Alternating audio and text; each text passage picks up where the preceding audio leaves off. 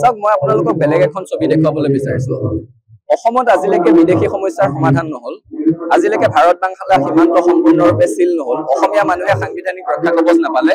বান গৰাখহনীয়াই অসমখনৰ মানচিত্ৰ সংকুচিত কৰি আহি আছে আজি অত্যাৱশ্যকীয় সামগ্ৰীৰ মূল্য বৃদ্ধিয়ে মানুহক জুৰুলা কৰিছে টোল গেটৰ টেটু চেপাৰ ভয়ত মানুহে গাড়ী উলিয়াবলৈ ভয় কৰা হৈছে স্মাৰ্ট মিটাৰৰ নামত স্মাৰ্ট ডকাইত জপাই দি ৰাইজৰ পকেটৰ ধন ৰাজকোষলৈ সৰবৰাহ কৰিছে নিবনুৱা সমস্যাৰ এনেকুৱা ভয়াৱহ অৱস্থা হৈছে গৈ ৫,০০০ চাকৰি ওলালে ১১ লাখ মানে তাত আবেদন কৰে গতিকে অসমত ভাবিবলৈ কৰিবলৈ আৰু পাতিবলৈ মই তিনিবাৰ কৈছো অসমত ভাবিবলৈ পাতিবলৈ আৰু কৰিবলৈ আন বহুতো বেলেগ বিষয় আছে বহুতো গুৰুত্বপূৰ্ণ বিষয় আছে গতিকে সেই গুৰুত্বপূৰ্ণ বিষয়সমূহত আমি মনোনিৱেশ কৰা উচিত এই মূল মৌলিক সমস্যাবোৰৰ পৰা আমাৰ দৃষ্টি আকৰ্ষণ কৰিবলৈ বা দৃষ্টি আঁতৰাই নিবলৈ এনেকুৱা অপচেষ্টা চলি থাকিব আমি মূল বিষয়সমূহত লাগি থাকিব লাগিব আৰু যেতিয়ালৈকে অসমৰ জনসাধাৰণৰ মৌলিক সমস্যাসমূহ সমাধান নহয় তেতিয়ালৈকে আন যিকোনো বিপথে নিব পৰা ধৰণৰ কথা বতৰাক এৰাই চলি মৌলিক বিষয়সমূহতে আমি লাগি থাকিব লাগিব তাৰ বিকল্প নাই প্ৰতিশ্ৰুতি আছিলে 23 লাখ 24 লাখ নিবনুৱাক সংস্থাপন দিয়াৰ প্ৰতিশ্ৰুতি আছিলে চৰকাৰ গঠন হলে নদী বান্ধ বন্ধ কৰাৰ প্ৰতিশ্ৰুতি আছিলে 16 মেৰ পিছত বিদেশী খেদি পঠিওৱাৰ প্ৰতিশ্ৰুতি আছিলে বান গৰাখহনীয়াৰ পৰা অসমক মুক্তি দিয়াৰ আৰু প্ৰতিশ্ৰুতি আছিলে সাধাৰণ জনতাৰ হৈ কাম কৰাৰ এই গোটেইকেইটা কথাতে তেওঁলোক ব্যৰ্থ হৈছে গতিকে সেই কথাবোৰৰ পৰা দৃষ্টি আঁতৰাবলৈ এতিয়া কোনে কি পিন্ধিব এইবিলাক কথাটো সোমাবহি গতিকে আন সকলো কথা বাদ দি আমি মৌলিক কথাবোৰত লাগি থাকিব লাগিব বহু গুৰুত্বপূৰ্ণ বিষয় আছে মূল কথাটো হৈছে যে যিকোনো এটা সময়ৰ ক্ষণত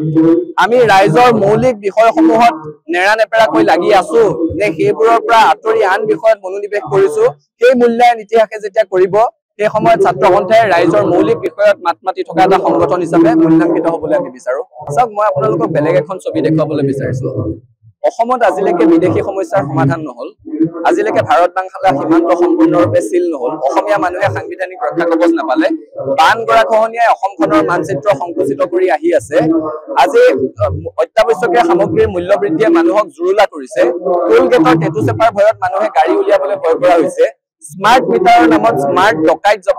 জপাই দি ৰাইজৰ পকেটৰ ধন ৰাজকোষলৈ সৰবৰাহ কৰিছে নিবনুৱা সমস্যাৰ এনেকুৱা ভয়াৱহ অৱস্থা হৈছে গৈ ৫,০০০ চাকৰি ওলালে ১১ লাখ মানে তাত আবেদন কৰে গতিকে অসমত ভাবিবলৈ কৰিবলৈ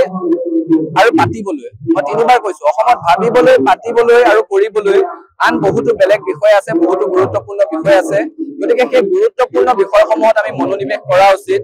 এই মূল মৌলিক সমস্যাবোৰৰ পৰা আমাৰ দৃষ্টি আকৰ্ষণ কৰিবলৈ বা দৃষ্টি আঁতৰাই নিবলৈ এনেকুৱা অপচেষ্টা চলি থাকিব আমি মূল বিষয়সমূহত লাগি থাকিব লাগিব আৰু যেতিয়ালৈকে অসমৰ জনসাধাৰণৰ মৌলিক সমস্যাসমূহ সমাধান নহয় তেতিয়ালৈকে আন যিকোনো বিপথে নিব পৰা ধৰণৰ কথা বতৰাক এৰাই চলি মৌলিক বিষয়সমূহতে আমি লাগি থাকিব লাগিব তাৰ বিকল্প নাই প্ৰতিশ্ৰুতি আছিলে 23 লাখ 24 লাখ নিবনুৱাক সংস্থাপন দিয়াৰ প্ৰতিশ্ৰুতি আছিলে চৰকাৰ গঠন হলে নদী বান্ধ বন্ধ কৰাৰ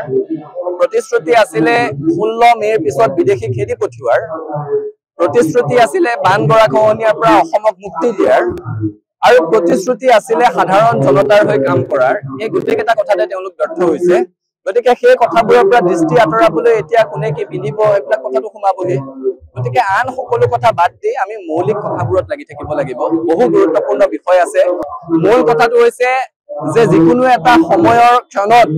আমি ৰাইজৰ মৌলিক বিষয়সমূহত নেৰানেপেৰাকৈ লাগি আছো নে সেইবোৰৰ পৰা আঁতৰি আন বিষয়ত মনোনিৱেশ কৰিছো সেই মূল্যায়ন ইতিহাসে যেতিয়া কৰিব সেই সময়ত ছাত্ৰ সন্থাই ৰাইজৰ মৌলিক বিষয়ত মাত মাতি থকা এটা সংগঠন হিচাপে মূল্যাঙ্কিত হ'বলৈ আমি বিচাৰো যিকোনো খবৰৰ বাবে যোগাযোগ কৰক 7099017330 লগতে 7099017110 নম্বৰত